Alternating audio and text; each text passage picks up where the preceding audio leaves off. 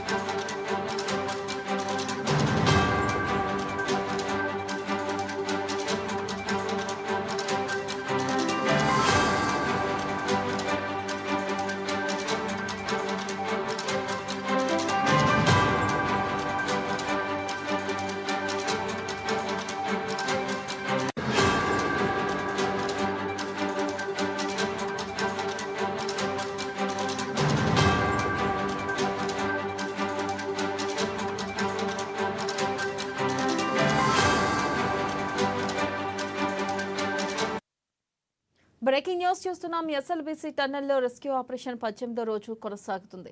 సహాయ చర్యల్లోకి రోపలతో పాటు వాటి బృందాలు అనుమానిత ప్రాంతాల్లో విస్తృతంగా తవ్వకాలు కొనసాగుతున్నాయి. నేడు ఒకటో రెండో మృతదేహాలు బయటపడే అవకాశం ఉంది. ఉదయం అన్ని రోబో బృందాలతో పాటు మొదటి షిఫ్ట్లో 110 మంది ఎస్ఎల్బీసీ టన్నెల్లో సహాయక చర్యలు కొనసాగిస్తున్నారు. ఇక లోకో ట్రైన్లో బృందాలు టన్నెల్ లోపలికి వెళ్లాయి. అయితే టన్నెల్ నుంచి ఇప్పటికే ఒక మృతదేహాన్ని వెలికితీశారు.